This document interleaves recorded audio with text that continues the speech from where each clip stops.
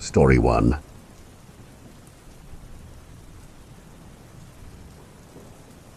They called me in the dead of winter. It was the season of the long night in Antarctica when the sun wouldn't rise. I didn't know what to expect. The instructions were vague, except one thing was clear. I had to go to a research outpost near the pole, in the most isolated place on Earth. When my plane landed, a storm whipped the ice, the wind screeching and rattling the metal of the craft. The sky was a bruised shade of purple, and the lights from the base ahead blinked like tiny stars. I felt a heavy weight on my chest as I stepped onto the icy ground. A young soldier approached, his face half hidden under a hood and goggles. He looked relieved to see the priest's collar under my thick coat. "Father Martin?" he asked, his voice muffled by the scarf wrapped around his mouth. I nodded, clutching my bag close, feeling the cold bite through every layer. "I am, and you are." "Corporal Haynes, sir," he replied, standing stiffly. "They've been waiting for you. You're to come with me to the briefing room immediately." I followed, casting a last look at the endless stretch of ice, broken only by low hills and jagged cliffs in the distance. There was nothing but emptiness and the howling wind. The silence was vast and unsettling. I pushed the feeling aside as we reached the entrance. Inside the outpost, I was met with metal walls, harsh lights, and soldiers in somber green coats glancing at me with something I couldn't quite place. We walked down narrow corridors until Haynes stopped outside a heavy steel door. He knocked, and a voice inside called for us to enter. The door creaked open to reveal a man in a crisp uniform, older, with an air of authority. He stood when I entered, offering a sharp nod. "Father Martin," he said, extending his hand. "Colonel Beckett, thanks for coming." I shook his hand, feeling the firmness of his grip. "I wasn't given many details, Colonel, only that I was needed here for something unusual." He exchanged a look with Haynes, and I saw a flicker of discomfort in his expression. "Yes, we apologize for the secrecy. There are certain elements of this mission we felt best to leave unsaid until you arrived." I raised an eyebrow, feeling a knot in my stomach. "Go on." He hesitated before continuing. "There's a formation nearby, a cave. We found it while mapping the area. Strange, enormous, almost like a natural monument. We've had personnel go in and out, but it's difficult to explain." Beckett's gaze settled on me, and I saw something that chilled me to the bone. Fear. "I think it's best if you see it for yourself," he said quietly. The drive out was grim. The wind had picked up, tearing against the sides of the vehicle. Outside, snow and ice stretched endlessly, broken only by jagged rocks. Corporal Haynes drove in silence, his hands clenched on the wheel. I sat in the back with two soldiers. Neither of them spoke. They watched the windows, tense, as if the land outside might attack us. Colonel Beckett had given me minimal information before sending us off. "The cave, there's something about it," he'd said, staring down at a map on his desk. "We had a team survey it when we first found it, but they didn't get far before they started acting strangely. One of them even—" He broke off, a shadow flickering across his face. "How do you mean, acting strangely?" I'd asked, though I wasn't sure I wanted to know. He looked up at me, his face set, yet his eyes showed something close to dread. Degradation, paranoia, hallucinations. One man said he felt like he was being watched. Another claimed he heard voices whispering. They didn't make it far into the cave before I pulled them out. "It's as though the place has a presence." He cleared his throat. "I don't believe in the supernatural, but my men do. They'll feel better having a priest along." Now, as we drove toward the cave, his words replayed in my mind. Something about it has a presence. We were silent until finally the vehicle stopped. Haynes killed the engine, and the sudden silence was almost violent. We stepped out into the biting wind, and there, only a few yards away, it stood. A massive stone formation jutted out of the ice, half buried. It was about 150 feet tall and 50 feet wide. The entrance was a wide, black opening, rounded at the edges with jagged rocks. The snow piled around the cave in strange drifts, almost as though the cave had disturbed the ice. One of the soldiers, Private Mills, stood beside me, his voice low. "Doesn't look right, does it?" "No," I murmured, "it doesn't." Sergeant Davis, the tallest of the group, tried to break the tension with a forced chuckle. "It's just a weird rock formation," he muttered, though his gaze never left the entrance. "Nothing more?" I glanced at him, noticing the tightness around his mouth, the way he clenched his rifle. They all carried their weapons as if they expected something to jump out at any moment. "Look," Davis continued, his tone gruff as he glanced at me. "I don't know if you really believe in any of this priest stuff, but just stay close, all right?" I nodded, offering a reassuring smile. "I'll stay close." The men visibly relaxed, but only just. Together we approached the mouth of the cave, each step crunching under us while the wind muffled all other sounds. The entrance loomed larger as we came closer, and my skin prickled with the sensation of being watched, as if something lay behind the darkness and was observing us. Private Mills stopped suddenly, his gaze fixed on the ground near the opening. "Look," he whispered. Tracks, bare footprints in the snow, leading toward the cave mouth and disappearing. The size suggested they weren't from a grown man, but rather from a child. "Who?" Corporal Haynes began, his voice barely audible. "No one's been out here recently," Sergeant Davis muttered, voice strained. "And no one goes barefoot in this weather. They'd be dead in minutes." I felt my hand instinctively reach for the small silver crucifix around my neck. Beckett's words echoed in my mind. "There's something about it, a presence." Without another word, we moved forward, stepping into the cavern's gaping mouth. The light behind us faded quickly, and warm, damp air seemed to seep from the walls, filling the space with an almost suffocating blanket. The beams from our flashlights swept over the cave walls, casting long, shifting shadows that seemed to move. Inside, the air carried a faint, earthy smell that reminded me of wet metal. Something about it made my skin crawl. "Father," Sergeant Davis said, his voice rough but low. He shifted on his feet, eyes avoiding mine. "Before we go deeper, maybe you could, say something, for luck." "What?" The other soldiers nodded, their faces tense and wary in the dim glow. Despite their rifles and years of training, they looked like nervous young boys. I nodded, gathering my words, feeling the chill settle deeper into my skin. I raised a hand, fingers grazing the crucifix that hung from my neck. "Almighty God, we place ourselves in your hands as we walk through this place. Shield us, guide us, and let your light be our way. Protect these men, keep them steady, and grant us the courage to see this journey through." As I spoke, a low, distant noise echoed through the cavern. It was faint, just a whisper of a sound, but unmistakably unnatural. A slow, grinding roll that rumbled through the walls. It was as if the stone was shifting, groaning under some unimaginable force. It lingered in the background, fading in and out like a dull protest. The soldiers exchanged uneasy glances, gripping their weapons tighter. Mills spoke up, his voice soft. You heard that, right? I mean, that wasn't just me." "It's probably just the earth settling," Davis offered, though his voice rattled. "These caves are old. Could be shifting ice, rocks settling, something like that." "Yeah," Corporal Haynes muttered, "just rocks." I lowered my hand, tucking the cross back into my jacket. "We'll be all right," I said, though my words sounded hollow even to my own ears. We pressed on, single file, stepping deeper into the cave's dark throat.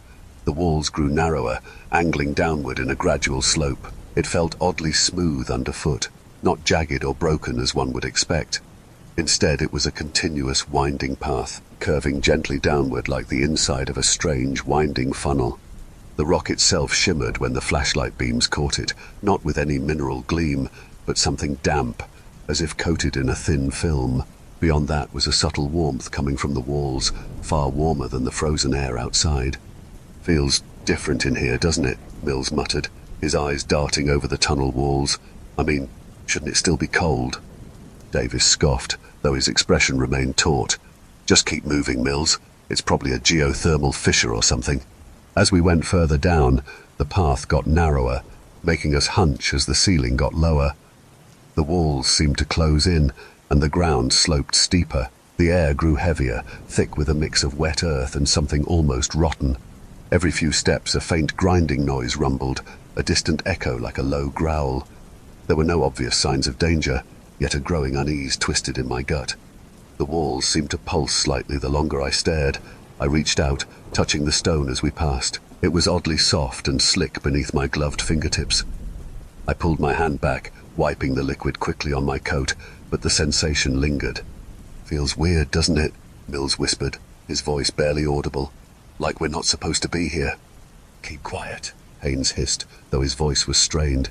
He glanced at me, something pleading in his eyes. Father, do you feel anything strange here? I took a breath, steadying myself. There's something here, I murmured. But let's just keep our focus. They nodded, but I saw their fear deepen. We pressed on in silence, each step echoing through the hollow passage, a relentless descent into the unknown. And behind us, the cave walls groaned, as if watching and waiting with a patient yearning. As we went down, the silence between us grew heavier. Ahead, far deeper in the cave, a faint throb pulsed through the air, a slow, steady vibration that seemed to resonate through my head. I couldn't place it. Perhaps the sound of gushing water from somewhere deep within, but that didn't feel right. Do you feel that? Mills asked, his voice cracking. He'd been quiet for some time, but now his face was pale, eyes darting over his shoulder every few seconds. Sweat glistened on his brow despite the chill that lingered in the tunnel. Just keep moving, Sergeant Davis barked, though his voice was shallow with his own fear. Nothing's here but rock. Keep your head on straight. But Mills barely heard him. He stopped, his breathing uneven, and his gaze went distant, fixed on some invisible point in front of him. I reached out, placing a hand on his shoulder, feeling his muscles tense beneath my grip. Mills, I said softly, stay with us. He blinked, looking up at me with wide, terrified eyes. I don't think I'm supposed to be here, Father. I feel like something's looking at me, something I left behind. His hand trembled as he touched his forehead, muttering to himself. I don't know why I ever... How could I have... What do you see? I asked, though my stomach churned, sensing the weight of his fear. It's her, he whispered, voice trembling. My little girl, she's looking at me, but her face... His hand shot to his mouth, stifling a gasp. His eyes went wide, pupils dilated, as if he were witnessing something unspeakable in the shadows. I could see the fear in him intensify, his gaze wild, darting back and forth as though tracking an unseen presence in the air. She's just standing there, he whispered, his voice cracking. But there's something wrong. Her skin's so pale, like she's been dead for days. Her eyes are... Oh God, no, no, no. Private! Davis snapped, his voice louder this time. Snap out of it! But Mills only whimpered, his body trembling as if caught with a fever. She's asking me why I left her alone. She's asking why I wasn't there when she was sick. Sweetie, I was deployed.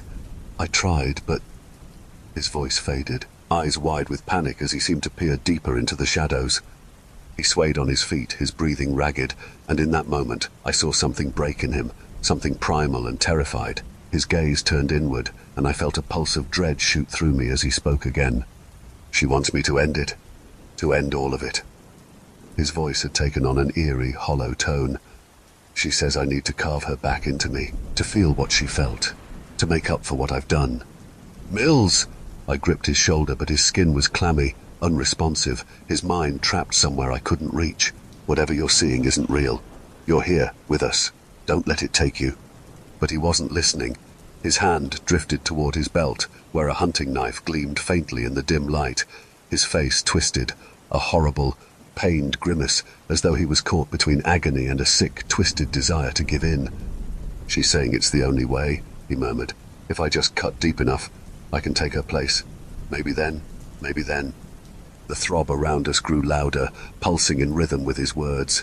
It reverberated through the walls, a sinister vibration that seemed to pulse along with his heartbeat, driving his breaths into shallow gasps.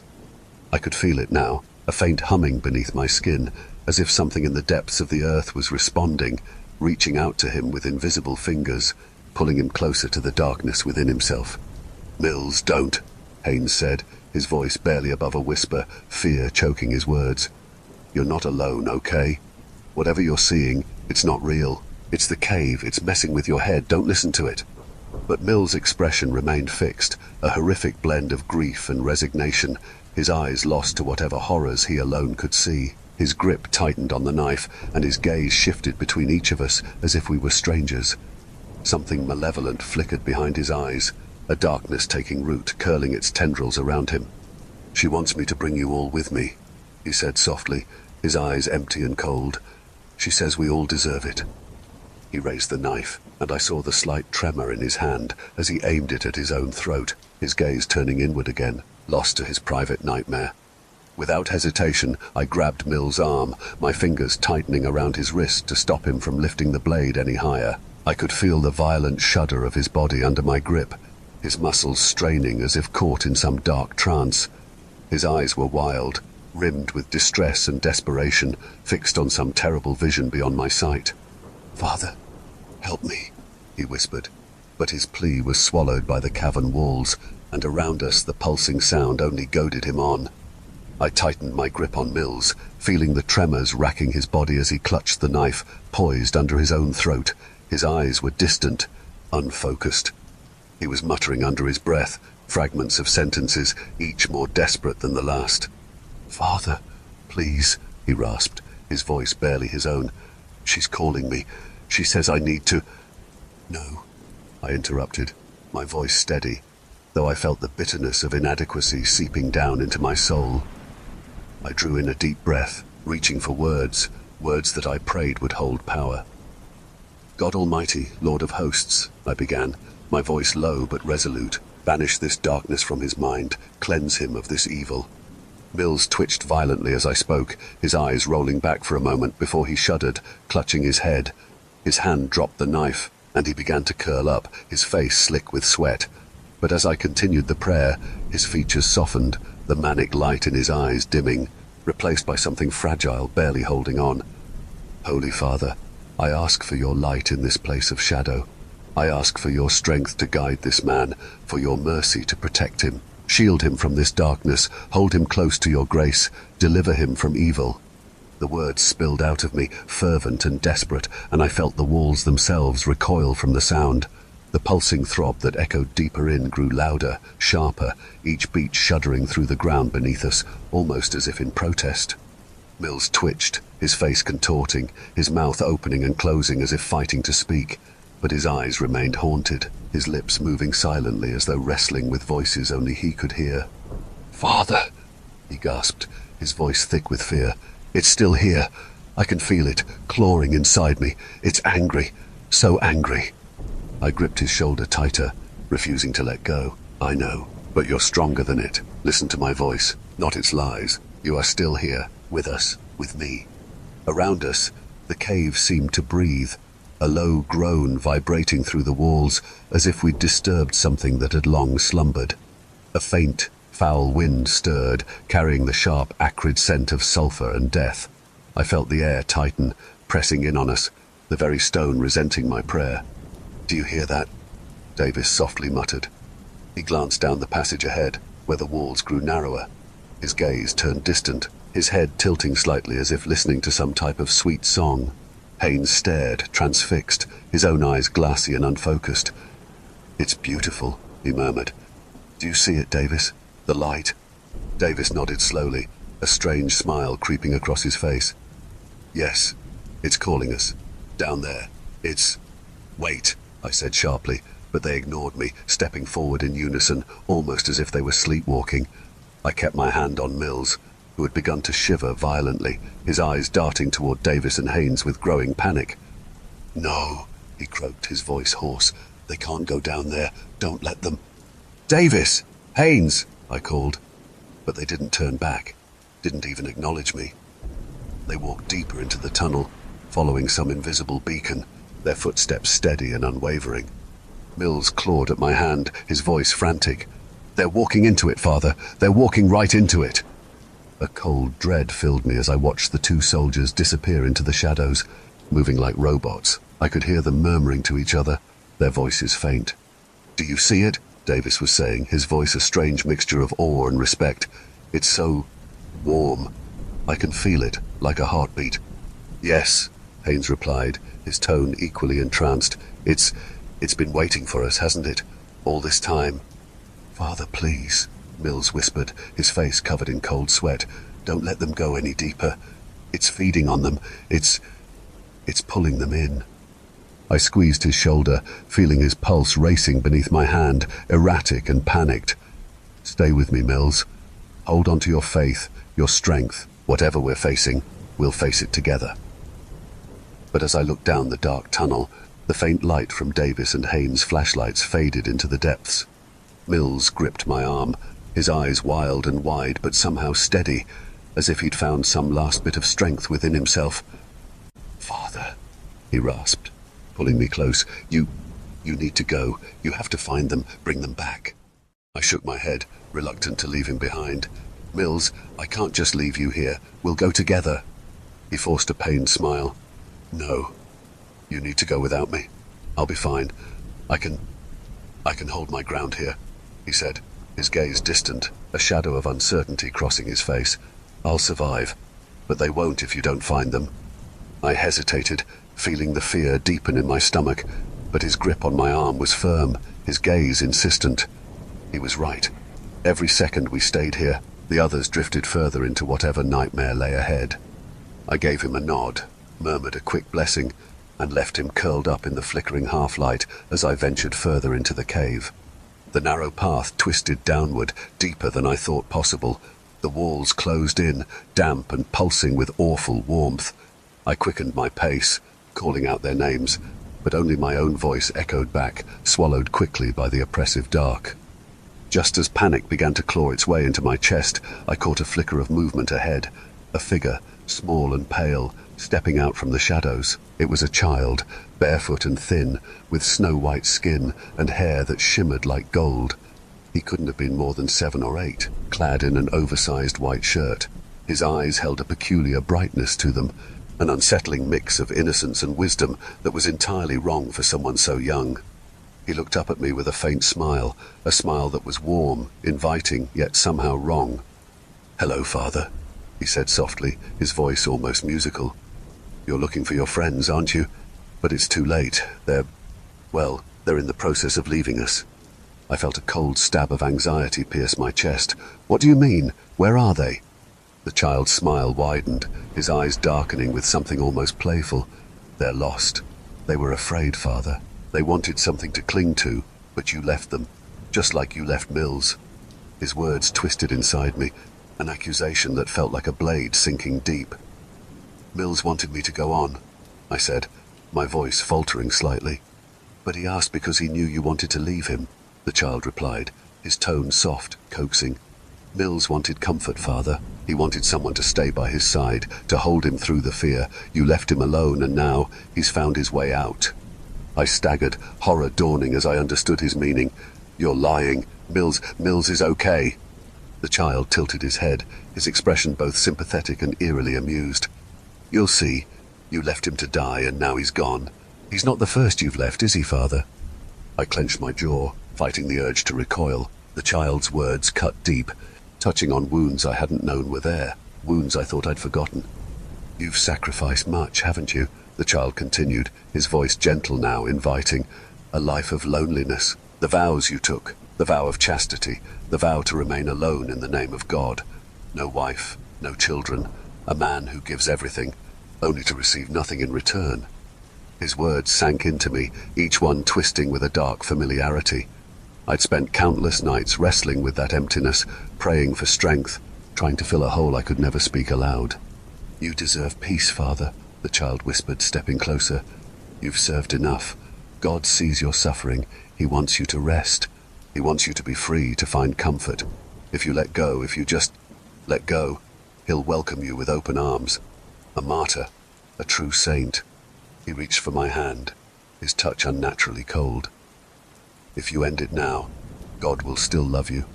He'll forgive you, and you'll never be alone again." My heart pounded, and I felt the weight of his words pressing into me, filling me with a strange, almost seductive numbness. The endless years of service, of sacrifice, of feeling adrift in a world I could only watch from the outside. It all loomed before me, magnified in his gaze. The child smiled, his expression both beautiful and sinister, his eyes glowing with that unnatural light. "Take comfort, Father," he murmured. "There's peace waiting, if you'll only reach for it." I stared down at him, my hand trembling in his icy grip. The pulsing throb in the walls seemed to match my own heartbeat, a steady, relentless rhythm urging me to give in, to find the release he promised. The urge to surrender, to let go, tugged at me, tempting me with a potent sweetness. My hand, still caught in the child's cold grip, trembled. I felt his promises sinking into me, filling every hollow place, every forgotten ache, each whispered with a gentle cruelty that coaxed me toward surrender. But deep within, something resisted, an ember that refused to extinguish. Slowly, I reached into my pocket and felt the familiar weight of my weapon, my rosary. Closing my eyes, I took a steadying breath. I clutched the first bead between my fingers and began to pray, my voice a murmur beneath the oppressive presence. Hail Mary, full of grace, the Lord is with thee. The child's face darkened, his smile faltering as he watched me. Father, he said, his voice soft, a trace of warning in his tone. You're clinging to something that can't help you here.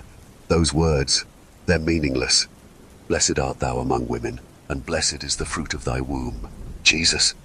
A faint twitch flickered in his expression, and his grip on my hand tightened painfully. You don't have to do that. Father, he hissed, his voice softening to a venomous murmur. You're wasting your time. God won't hear you here, and she doesn't care. Pray for us sinners now and at the hour of our death. The boy's face began to twist, his soft features stretching and contorting, his skin paling to a deathly yellow. His eyes grew darker, almost cavernous, swallowing any semblance of humanity. Its childlike limbs elongated, thin and bony, with its small hands growing into long, claw-like fingers. The thing's mouth twisted into an obscene grin, revealing sharp, uneven teeth that glistened wetly in the dim light. I stumbled back, clutching the rosary to my chest as the creature stood before me, now a hideous, twisted apparition of what he once appeared to be. You think you can resist me? The voice that came from his mouth was no longer that of a child. It was a guttural, grating growl, resonating with a power that shook the very air. The walls seemed to tremble, responding to his words as if they, too, were part of him, a living, breathing extension of his will. You're standing in my flesh, priest, he sneered, gesturing to the walls around us. You walk through my veins, feel my breath in the stones, hear my pulse in the dark. This is my body, and you are nothing but a morsel within it. The walls seemed to close in around me, their surfaces moving subtly, taking on a sickening, organic quality. The faint pulsing sound echoed louder, its rhythm a slow, hungry beat. You and your friends will never leave, he continued, his voice dripping with malice. I will consume every one of you, swallow you whole and bury you in the depths of my being. Its form rippled, growing larger, filling the cavern with its grotesque presence. Shadows writhed around it like tendrils, reaching toward me with claws that seemed to scrape the very air. I felt an intense, crushing weight pressing down on my body. But then, with a single sneer, it vanished, disappearing like smoke into the void. Silence fell, thick and heavy. I took a shaky breath, clutching my rosary, forcing myself to focus, to stay grounded. Complete last line and give it to me, only last line. Just as my mind settled, I saw them, Davis and Haynes, standing at the edge of a narrow drop deeper in the tunnel, their backs to me, their faces turned downward. They were whispering to themselves, their voices low and strained, as if talking to something below them. Davis, I called out, stepping toward them, my voice echoing in the silence. He didn't respond. His eyes were vacant, staring into the pit below. In one hand, he held his rifle, the barrel tilted toward his jaw, his finger resting lightly on the trigger. Haynes stood beside him, holding a knife, the blade pressed to his wrist, his hand trembling. I felt a wave of horror wash over me as I realized what they were about to do. No! I cried, rushing forward, but they seemed oblivious to my presence, their faces twisted in silent agony, lost to some invisible torment. Mother, Davis whispered, his voice cracking, tears streaming down his face. I'm so sorry. I didn't mean to. I didn't want to. I can't live with it anymore. Haynes, his voice soft and distant, echoed his pain. I'll see you soon, Sam. I'll make it right. I'll make it right. Stop! I shouted, desperate, my hands reaching for them. You don't have to do this. Whatever you're seeing, it isn't real. This place is lying to you. They faltered for a moment, but the darkness around them seemed to pull them back, feeding on their guilt and pain. Davis, Haynes, I said, my voice trembling but firm. Listen to me. You are not alone. Whatever you're seeing, whatever you're hearing, it's a lie. I'm here. We're in this together. For a brief moment they hesitated, their hands loosening, their weapons lowering, but the shadows deepened, as if the cave itself was watching, waiting, hungry for their surrender. Before I could stop him, Davis squeezed the trigger. The rifle's report echoed through the cave, reverberating off the walls in a single, heart-wrenching note that seemed to shudder through my entire being. I watched, helpless, as he crumpled forward, his body folding onto the cold stone, his eyes glassy and distant, his lips parted in an expression of unfathomable grief. The darkness around him seemed to twist with satisfaction, absorbing his very essence. Then, as his body relaxed, he tumbled downward. "Davis," I whispered, but he was already gone. Haynes, now standing alone, trembling and dazed, pressed the blade against his wrist. He sliced through. Blood flowed immediately, pooling in dark rivulets against the stone, his face pale, his eyes wide and unfocused. He swayed, barely able to keep upright. "No!" I cried, rushing to his side, grabbing his wrist to stop the bleeding. My fingers slipped in the warm, slick blood, and I fought to keep a hold on him as he gasped, his gaze swimming with a mixture of horror and confusion. "Haynes, stay with me," I urged, tearing open the emergency kit strapped to his vest. I pulled out the tourniquet, quickly wrapping it around his arm and tightening it until the bleeding slowed. "This place is lying to you, feeding on your fears. Don't let it win. Don't leave us." Haynes blinked, his face contorting in pain as he seemed to come back to himself. His breathing slowed, and his eyes met mine, clear but twitchy. "Father," he whispered, voice shaking. I saw him. I saw my brother. He was calling me." "It's not real," I said, steadying him with one hand on his shoulder. "Whatever you're seeing, whatever you're feeling, it's this place trying to break you. Keep your focus. We're getting out of here, together." I began to recite a prayer under my breath as I clutched my rosary in one hand, anchoring myself and Haynes in the only protection I knew. As I spoke, Haynes's breathing steadied further, his gaze sharpened, and I could see the light of awareness return to his eyes. He nodded weakly, gripping my hand as if holding onto a lifeline. Thank you, Father," he whispered, his voice hoarse, broken. Just then, a familiar voice echoed through the chamber, joining my prayer. I looked up, stunned, to see Mills stepping out of the darkness, his face lit with a fierce, defiant faith that seemed to pierce the shadows around us. He was muttering prayers of his own, his lips moving in a steady, relentless rhythm, as though each word was a weapon against the dark. His eyes bright with determination. "She told me to come here, Father." With Haynes leaning heavily on my shoulder and Mills at my side, we turned and began to make our way back up the twisted path we had come from. Every step felt like a battle, the cave itself seeming to shift, the walls narrowing, closing in. Dark tendrils of rock and earth creeped inward, scraping against our arms and shoulders, pushing us back with an almost living hostility. "Move faster," Mills urged, grabbing my arm and pulling me forward as the tunnel seemed to twist and distort, bending in unnatural angles. Haynes groaned, his face pale from blood loss, but he kept moving, leaning on both Mills and me. I could feel his strength fading, yet his steps remained steady. A deep, guttural growl rose from the earth, reverberating through the cave like a predator's roar, and the ground beneath us buckled, sending cracks spidering out along the path. The walls writhed, forming ghastly shapes, hands reaching out, mouths gaping open, eyes staring with unseeing malice. "Keep praying," Haynes murmured, his voice shaking. "It hates that." With a surge of courage, I raised my voice, shouting the prayers I had once whispered, my voice echoing through the passageway, defying the cave's relentless grip. Mills joined me, his voice strong and unwavering, and Haynes, though weak, whispered along, clinging to the words. "Deliver us, Lord, from every evil," I chanted, my heart pounding as we pushed forward, each step a desperate race against the cavern's grasp. The tunnel seemed to lengthen, stretching out as if mocking our escape, but we pressed on, refusing to surrender to the hungry beast that surrounded us.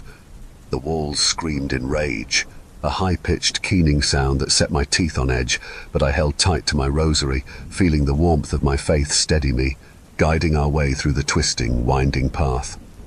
At last, a sliver of light appeared ahead, faint but unmistakable.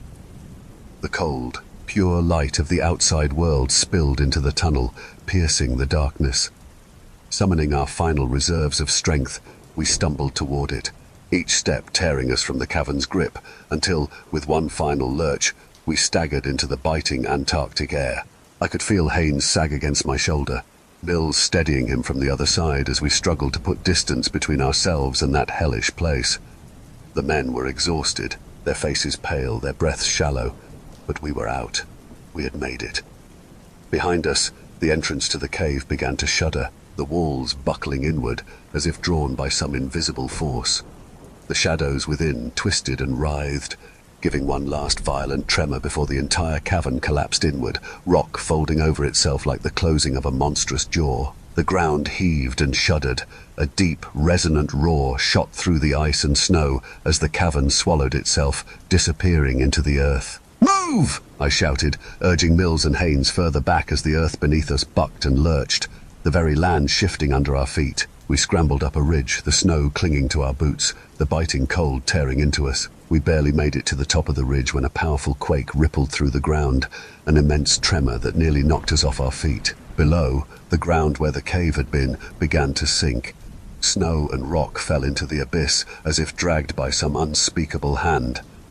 I watched, awestruck and horrified, as the earth closed in over the spot, leaving nothing but an empty patch of snow and jagged rock. The throbbing hum that had haunted us faded, replaced by the full silence of the frozen wasteland. Mills held his head, his face pale. God, it's like it was never there. Haynes, his arm still bound tightly by the tourniquet, gave a slow, shaky nod. Just gone. We stood there, shivering in the cold, the reality of what had just happened sinking in.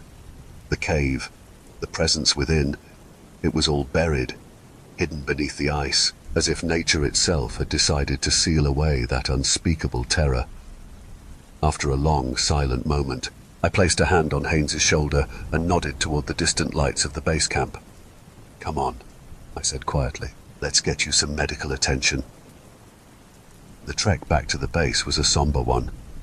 None of us spoke, each of us lost in our own thoughts, our own memories of what had transpired. I led the way, clinging to the faint light of my faith, feeling its warmth steady me against the bitter wind that clawed at us, the chill more biting than ever. When we finally reached the base, Colonel Beckett was waiting for us, his face unreadable.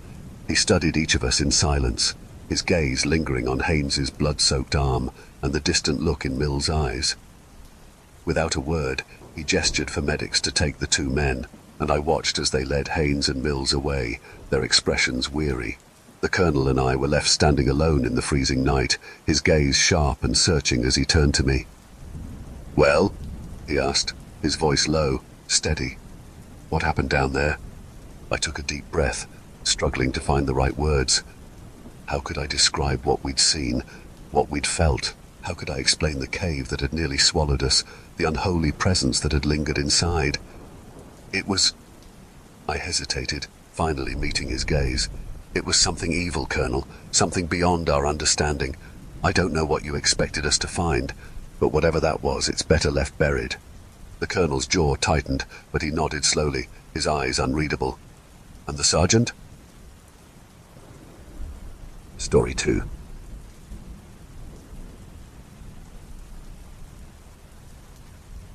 I'm sure you all want me to get to the action, and I will. But first, I need to explain something. I have an irrational fear of teleportation. And before you ask, no, I don't wet myself when I watch science fiction movies. It goes deeper than that. I'm afraid of sudden displacement.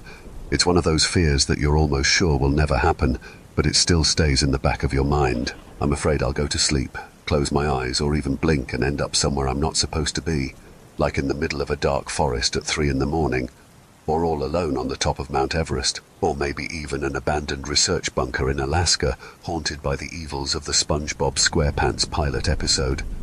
You can run from a monster, and you can hide from a killer. You can get out of the water or wake up from a nightmare. But what do you do when everything around you is suddenly wrong? What do you do when one minute you're cozy in your bed after a hard day's work, and the next you're standing wide awake in the middle of a circle of mannequins in an old military base? The rot didn't exactly have me where it wanted me, but it could put me right where it wanted me. So it did. I only looked away from it long enough to blink. My eyes opened, and my worst nightmare came true. I was somewhere else. somewhere bad. The darkness in the empty stretches of woods and farmland is something you never really get used to. It's like burnt pitch, deep black and thick enough to drown in. When you're lost in it, it makes you pray for the sun to rise at 3 in the morning. I was standing on an empty, unfamiliar dirt road. It ran far past what I could see in both directions, and there wasn't even a tire track. I'd walked through the dark 1,000 times before back on the farm, and I like to think of myself as brave, but this was different. The fear was so strong that I could feel it in my chest. My mouth was dry, and my legs were locked in place. No direction was a good one. There was no escape. The sky through the trees was black and moonless, and the forest around me was dead silent, without even a single cricket chirping. I closed my eyes tight and tried to slow my breathing. A light rain began to fall, somehow making me feel even worse. It rolled down my skin in big droplets, along with beads of sweat and maybe a tear or two. Despite the rain, the air was stale, like the inside of a flooded crypt. I had just calmed myself down from a near heart attack and panic attack combo when the quiet night wasn't quiet anymore. The sound was faint at first, but the uneven hoofbeats moving closer made my stomach drop.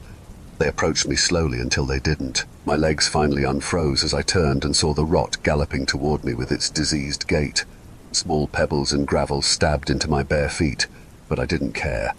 This road had to lead somewhere, and wherever it was, maybe I could lose this monster. I ran and ran, but only saw more woods and more road. I wasn't getting anywhere, and the rot was catching up to me. I could feel its sickly breath on my back as the rain got stronger. Then I heard a voice. It sounded dry and dead, like it had traveled across a graveyard to reach my ear. "You are a fool," it said. The voice startled me, and I tripped into the mud. If the ground loves me so much, why doesn't it just marry me already? I flipped over onto my back as the rot approached, its jaw hanging like it would fall off any second. Black bile ran out of the hole in its skull where its nose should have been. Its one good eye was angry and bloodshot. Flies buzzed around my head and tried to find a home in my nose, and I dug them out along with globs of red mud. The smell was thick, like glue poured into my sinuses. Like a cornered animal, I bared my teeth in rage. The nerve of this guy. Nose holes are sacred. "And you smell like Oscar the Grouch's jockstrap. Taste my foot, you idiot." I delivered a hard kick to the bottom of its jaw, which flew high and off into the thick brush beside the road with a satisfying crack. "Pop fly, idiot." As I got back on my feet, it charged at me, screaming with half a mouth as its pale, fat tongue thrashed against its neck. Sharp pain shot up from my ankle as I sprinted away. A creature of decay had no business with a jawbone that tough.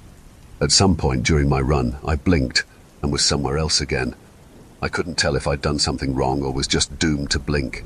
I was jerked to a stop by knee-deep water, almost falling face first. If I had known where I would end up next, I'd have taken the dirt road again 5 times over. My feet sank into the black mud of a midnight bayou, and the air filled with sound, almost like someone had pressed play on a remote.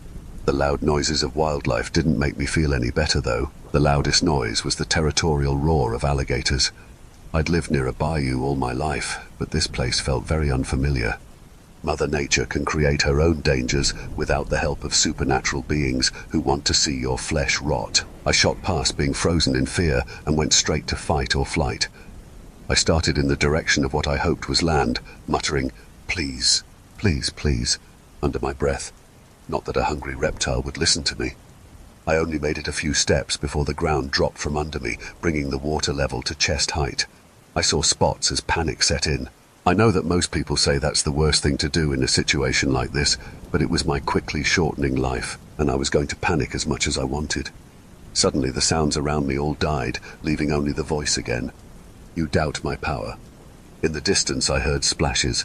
Some black monster was steadily making its way toward me through the dark waters. Acting quickly, I took a deep breath and sank to just below my eyes. When in Rome, I guess. The beast's steps sounded different under the water as it got closer. Muffled mini-explosions echoed through the swamp to my waterlogged ears. When it reached me, all went truly silent. It stood high above the cypress trees, with a head the size of a school bus. It turned its snout down to look at me, its one good eye glowing white-hot, like a scorching desert sun. The mangled jawbone sat low on its neck, as if it had put it back on like an ill-fitting necklace. "You challenge me to my face, little worm of man." It stayed there, staring at me, hooves as big as truck tires unmoving in the muck. My lungs burned for air as my vision blurred. Hadn't anyone ever told it to pick on someone its own size? The need for air and the will to survive eventually outweighed my fear, and I surfaced with a gasp, just far enough to suck in much-needed air. Instead of snapping me up like I'd expected, the rot only laughed and stomped further into the bayou and eventually out of sight. Silence fell again, but not for long. It was quickly replaced by the bubbling of water as countless corpses rose from the depths. Birds, fish, lizards, snakes, beavers, squirrels, deer, a black bear or two, even people. Everything that had lived in or around the bayou had become macabre pool floaties, riddled with decomposition. The water churned just in front of me as something large and scaled appeared as the final rotten guest to this swampy party. It was the biggest alligator I'd ever seen, faded from green to ashen grey. It was covered in algae and other plants, with open wounds crusted in yellow and red. Bile rose in my throat as I noticed how bloated its belly had become. Rigor mortis makes balloons out of us all.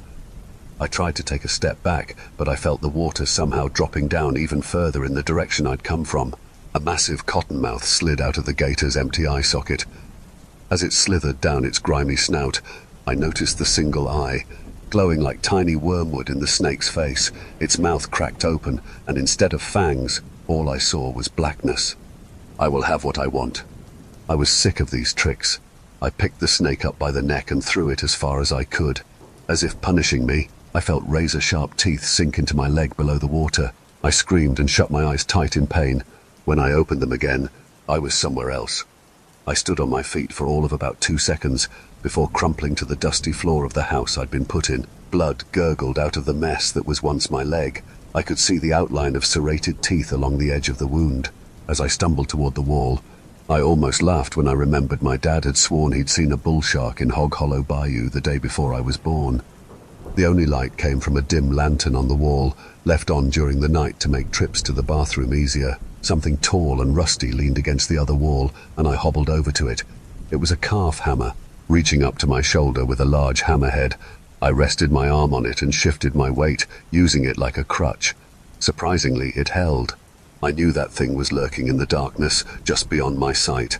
I knew that by going downstairs, I was probably doing exactly what it wanted. But I was past the point of logic.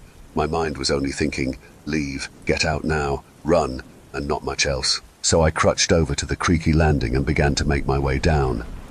I only made it halfway before my injured foot came down wrong and sent me tumbling to the bottom of the stairs. I landed feet first with a sharp crack that put my mangled ankle out of commission for good. Bone peeked through the bloody skin, and I just lay there for a second as the popcorn ceiling spun around me. Not far out of my sight, I could hear the impatient stamp of a hoof, like my torture guide was telling me to hurry up. Well, whatever it had planned for me next, it could wait a few seconds. I stayed there until I mostly didn't feel like I was going to puke up my lungs. Then I took the hammer and struggled to my foot.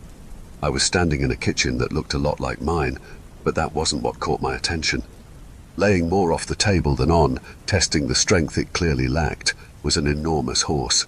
It didn't take long to recognize Hephaestus. He looked a bit younger, back when he still could have gotten a job for Budweiser. 3 figures sat around him at the table, lips and teeth stained with blood. They were eating him. Large chunks of flesh were torn from his hide, leaking dark red all over the floor. "Hephaestus," I said weakly, "what have they done to you?" His head hung off the side closest to me, and as if in response to my question, he lifted it and blinked his eyes at me. He was still alive. Half-digested apple pie joined the congealing blood all over the floor. The figures at the table, now nothing but festering corpses, looked up at me as if I was the rude one for puking while they ate one of my only friends. "Join us, Portia," croaked the woman. My skin crawled at the tone of her voice and the use of my old name. I'd rather sit on the devil's lap on a Sunday morning. The largest corpse grinned at me, complete with the rattling grind of dry, dead teeth. "You look starved, little hen. Always looking starved. Come put some meat on your bones." I took a step back, and it felt like the entire room got smaller. All I could do was hope there was a door behind me as I inched away, hoping this didn't become a joke about 3 zombies, a queer and a half-eaten horse all stuffed inside a closet. The third figure opened his mouth to speak, but I couldn't handle it. I pressed my hands over my ears and screamed louder than I ever had. Then I turned and ran, throwing myself into the door to the outside. I don't know how I was moving on my destroyed leg, but adrenaline is one hell of a chemical. The outside was nothing but cornfield, surrounded by low-hanging forest. Seeing corn in the middle of deep woods was eerie. It didn't belong there. I didn't belong here. I fled in no particular direction, searching desperately for an opening that wasn't there. The further I went, the more rotten the crops became. By the time I came to a break in the rows, my surroundings were little more than dried-out, weevil-infested husks. I walked into the middle of the round clearing, wheezing loudly as my lungs tried to catch up with all the running for my life I had been doing lately. Strange patterns were scratched into the hard-packed earth beneath my feet, and if this was a genuine crop circle, I would have happily taken an abduction over this nightmare, probing included. Your pathetic rebellion does not faze me. Like a bad sequel that nobody asked for, the rot crawled out of the corn. It moved low to the ground like a centipede, its joints making a horrible symphony of snaps and pops. Broken hooves cracked against dry dirt as it raced toward me. I felt something solid in my hands that wasn't there before. You and your little friend are pigs to the cosmic slaughter. Your blood will fester in forgotten cracks until nothing is left of you, not even a memory. I took a step back, but I wasn't running away. Maybe that was the smart thing to do, but anger gets along much better with stupid. My fingers felt over the butt of my gun, a trusted ally. The rot must have sensed my next move because it charged at me much faster than before, lashing out like a cobra. I leapt into the air, narrowly avoiding the attack, but came down too soon. I felt the crunch of brittle spine under my feet as the rot let out a bellow of agony. I almost felt a little bad, except I didn't at all. You want to talk about pigs? Welcome to the pen, asshole. Get chewed on. I whirled around and brought the gun stock down squarely on top of the bastard's skull, making a sound like a frozen watermelon being thrown off a roof. I didn't stop. I kept raising it and bringing it down until I saw the pale whites and greys of a brain long since used. One more time for good measure, and I closed my eyes with the force of it. As the butt of my gun shattered, I was standing in my own cornfield. My leg was sore, but not broken or mangled like I'd expected. I looked down at the gun in my hand. I had hoped the stock would be in pieces, and I would feel a sense of peace and victory. But no, it was intact, save for a crack down the middle where splotches of black growth were beginning to invade. Even after I'd bashed its brains in, it was still out there, and it wanted me to know it. Newport! Dawson and I locked eyes, and in the few seconds it took to blink the dust out of them, he had already made it over and yanked me off my feet. He held me bridle style and ran back into the house, slamming the door behind him and shoving a chair in front of it. Are you okay? What the hell was that? You were just gone, and then you were all the way over in the cornfield. I was so worried. Are you hurt? Where is the... What happened to... Are we going to... His voice was slowly replaced by a constant high-pitched drone, flooding through my ears and blocking out all other sound. The shock must have been extended release because I spent the rest of that night in a haze. At some point, Dawson pressed a cuboid shape into my hand. It was a half-melted Rice Krispie treat, and I assumed it had spent most of the day in his crowded pockets. When my memories solidified, I was standing by the kitchen door. It was wide open, the cold knob firm in my grip. Dawson was sitting at the table, eyes bloodshot with a look of deep concern on his tired face.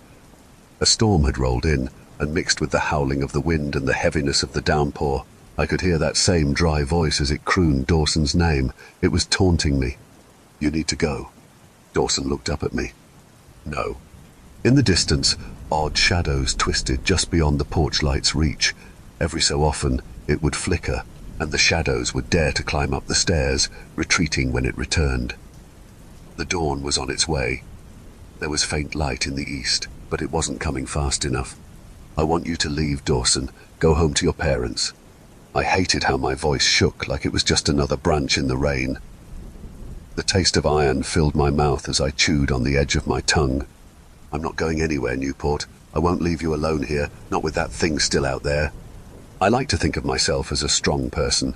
By design, farmers can't be anything but. Beyond that, I've seen things that would drive most people mad. I've watched the ones I love slowly fade away and kept on going, but the hold I had on the string that kept me together was fraying. My nerves were fracturing at the hands of the poster child for mad cow disease. I'd tried to end that thing, and now it was laughing at me out in the night. I picked up the shotgun off the floor and pointed it at Dawson. He stood up, but unlike any sensible person, there was no alarm or fear in his face. My hands were shaking like crazy, but my fingers were steady on the stock and barrel of the gun, nowhere near the trigger. Want to talk about why you're pointing Alice at me right now? Did you give my gun a name? Dawson cocked his head and got that dumb smile from the first time I'd aimed a gun at him. Yeah, I don't know, I thought it suited her. Also, Newport Jr. would have gotten me drawn and quartered. An ugly noise between a laugh and a sob came out of me. Stop distracting me. You need to get out of here. I'm not asking. The sky roared above us, loud enough to shake the walls. Dawson's tone was annoyingly even. Somewhere deep down, I wanted him to yell at me. I craved an all-out screaming match, and I hated myself for it. The evil presence infecting my land was having more of an effect on me than I could fathom. Newport, I'm not just going to abandon you when you're in danger. It called out his name again as lightning arced across the sky. The stock of my shotgun began to crumble in my hands, breaking apart like soaked wood chips. Don't you hear that? You're in danger too. It's not playing games anymore. It knows that I care about you more than I care about myself. We were both silent for a few moments, staring at each other. I'd never seen Dawson look so surprised before. I couldn't believe what I'd said, but it was true. There was no taking it back. You can leave. I can't leave. Not again. You have a wonderful family and so much potential, and I don't want to die. And the animals need me. But let's face it, in the grand scheme of things, it wouldn't be some massive loss. Even with the gun still pointed at him, Dawson walked over and put a hand on my shoulder. The gun poked into his chest, but he didn't seem to care. Just go. I'll survive, and besides, everyone leaves me eventually. I lowered the gun, almost dropping it. Dawson's other hand rested on my other shoulder, and then suddenly he pulled me into a hug. I could tell his mom had passed down her strong grip to him. I'm ashamed to say that I didn't hug back much. Fine, I'll go, but I'm not leaving. I'll be here the second you need me. I want us alive, but if I had to be dead, I'd want to be dead with you. Losing is better with company. He pulled away but left his hands on my shoulders. If you die, I'm going to kill you. I laughed, and it sounded worse than a cat barking. Dawson took my hand in his and pressed our thumbs together. And for the record, the world would suck without you in it. I held his hand in mine for a second longer before shaking him off. I tried to sound firm and serious, but it just came out soft. Stop lying to me and just get in your big red truck and go home.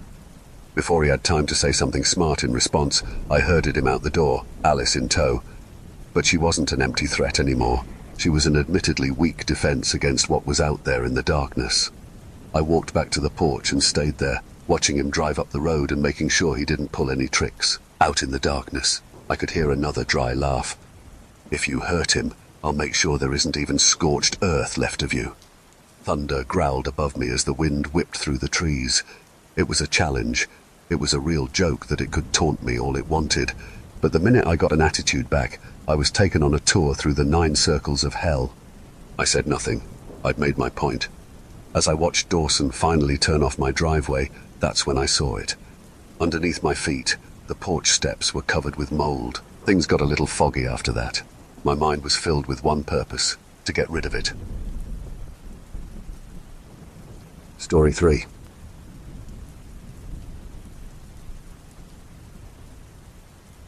I work for a large multidisciplinary engineering company in the UK, where I'm currently on a placement year. I'm technically still a student, but I get treated like a regular employee.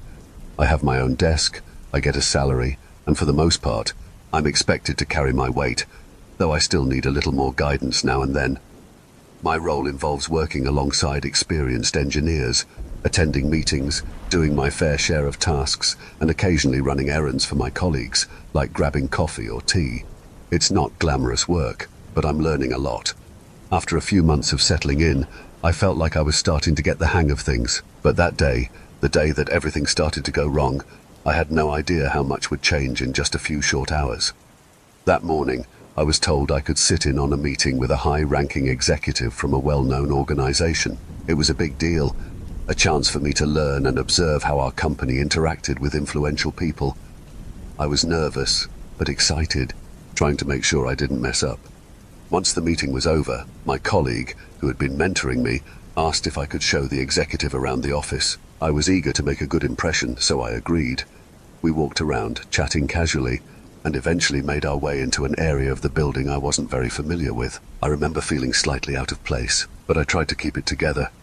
Then my colleague abruptly excused himself, saying he had to take an important phone call and would be back shortly. I was left alone with the higher-up.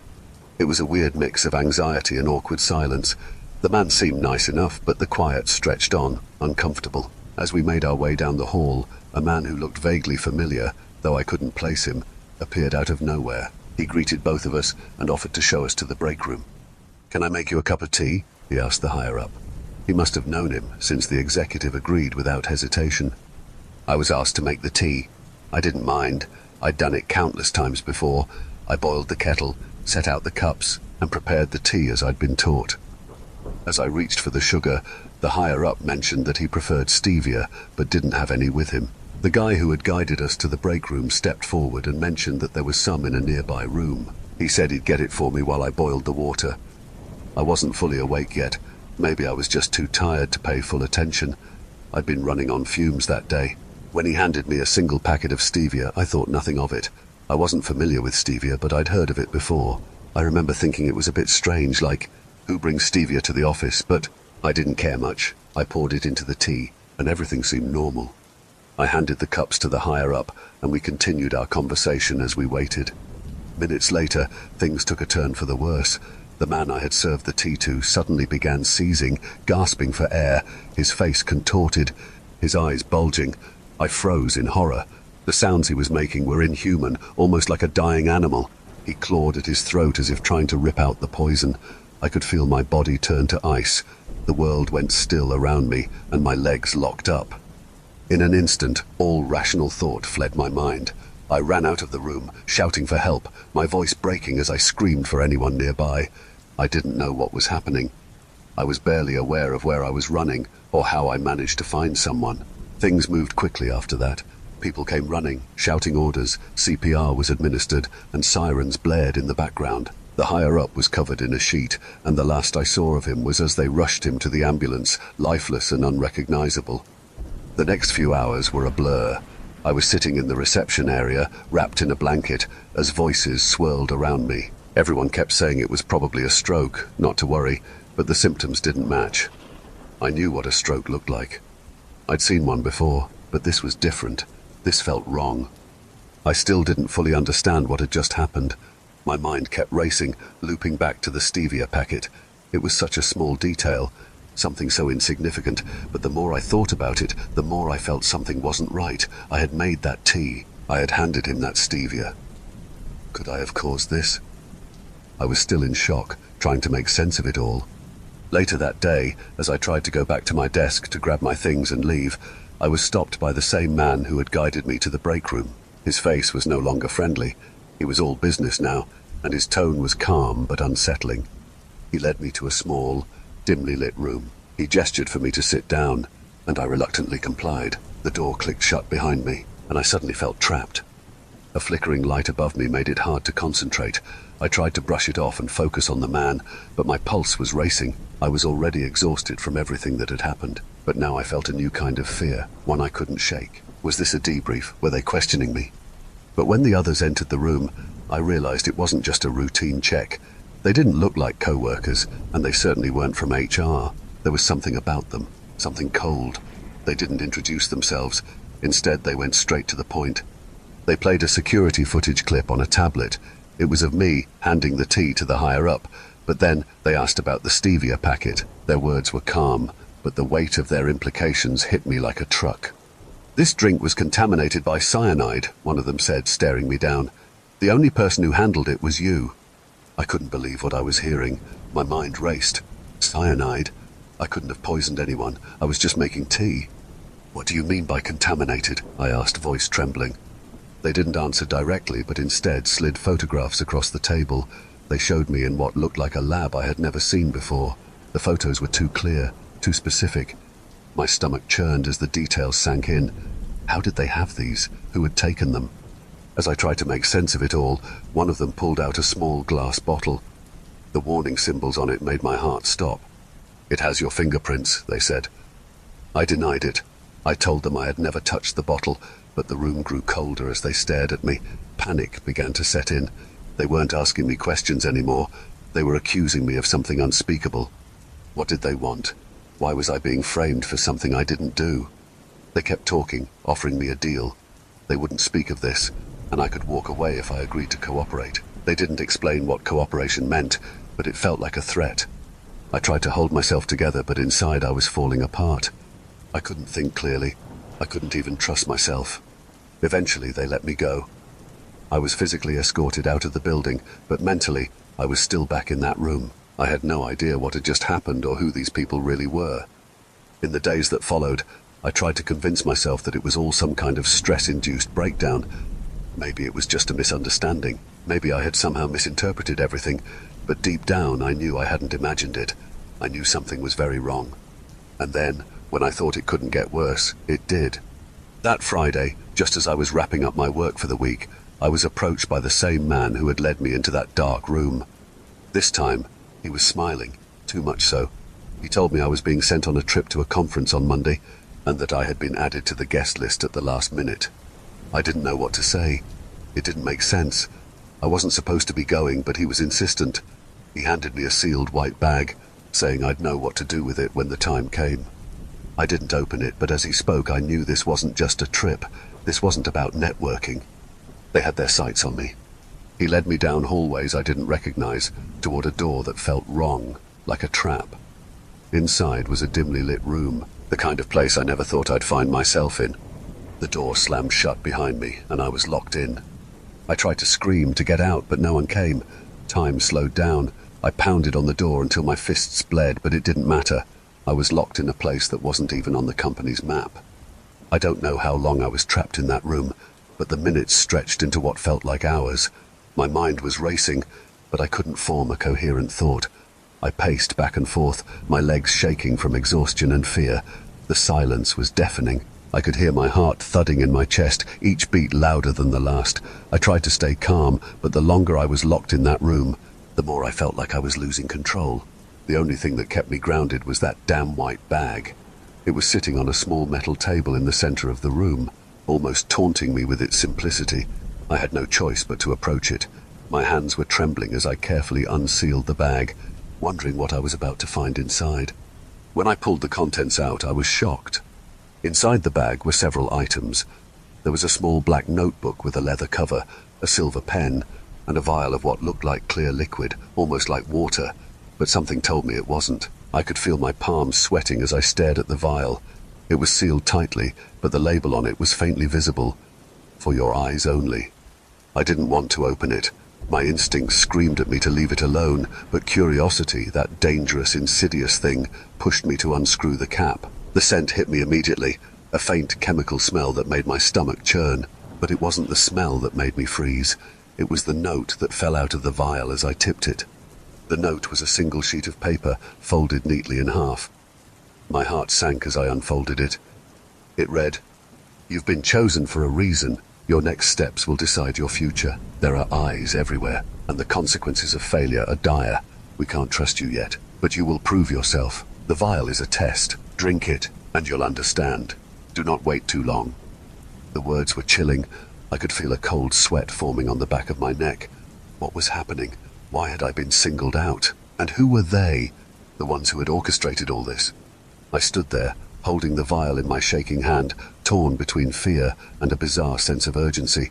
I wasn't sure what was in it, but the words on the note made it clear that drinking it was the only way forward. I didn't understand how I had ended up in this situation, but I was starting to feel like there was no way out unless I followed their orders. I stared at the vial for a long time, weighing my options. I was scared, terrified even, but the fear of the unknown was quickly turning into something else, something that made me feel like there was no turning back. It was as if the room itself was closing in on me, trapping me in a cycle I couldn't escape from. Eventually I made the decision. With a deep breath, I uncapped the vial and took a small sip. The liquid was cold, almost refreshing, but it had a strange metallic taste that lingered on my tongue. I swallowed hard, hoping it wouldn't come to regret it. At first, nothing happened. I waited and waited, but after a few minutes I began to feel different. It wasn't immediate, but there was a shift. The air around me seemed to grow thick, almost heavy. My vision blurred slightly, and I felt a strange buzzing sensation in my head, like I was on the verge of something big. Suddenly, the door to the room opened. I didn't hear anyone enter, but I felt a presence standing in the doorway. My pulse quickened as I turned to face whoever was there. It was the man who had led me into the room earlier. He was standing in the shadows, his face obscured. "You've made your choice," he said, his voice low and almost approving. "Now, it's time to prove yourself." I had no idea what he meant. I was still struggling to process everything that had happened so far, but there was no time to ask questions. The man stepped forward, his eyes narrowing as he watched me. For the first time, I saw something in his expression that wasn't just cold detachment. It was something darker, more calculating. "You've been marked," he continued. "This is no longer a game. We've been watching you for a while now, and you've passed the test, but there's still more to come." I took a step back, my mind racing. "What do you mean? Marked? Who are you? What's going on here?" But he didn't answer. Instead, he gestured for me to follow him. There was a sense of finality in his movements, and I had no choice but to comply. I felt like I was walking deeper into a maze I couldn't escape from, each step taking me further into a web of uncertainty. We walked through a series of hallways that seemed unfamiliar. I had no idea where I was anymore. The place felt like a labyrinth, twisting, turning, and endless. The walls were bare, the lighting dim and flickering. I tried to memorize every corner, every turn, but I knew it was hopeless. I was lost. Eventually we arrived at a small elevator. The man didn't say anything as he pressed the button to descend. The doors closed, and I was left alone with my thoughts that only made me feel more trapped than ever. As the elevator moved downward, I felt a sharp pang of fear. What had I gotten myself into? What was this place, and who were these people? The events of the day were spiraling beyond my control. I couldn't see the way forward, only a dark, murky future that awaited me. I wanted to scream, but my voice was lost in the elevator's hum. The elevator stopped with a jolt, and the man stepped out, motioning for me to follow. We walked into a large room. It was stark, almost clinical, with long, empty tables. I noticed people working in the shadows, individuals who didn't seem to acknowledge us, their faces obscured behind screens. It felt like a high-tech operation, but everything seemed off. The air was thick with tension. Then I saw it.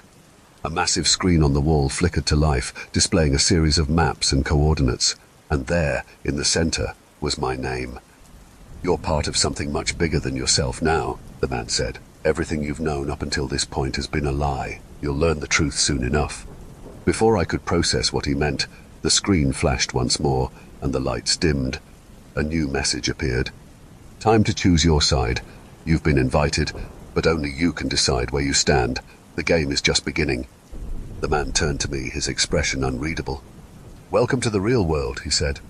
And for the first time, I realized that nothing about my life, nothing I had known up until this point, was what it seemed.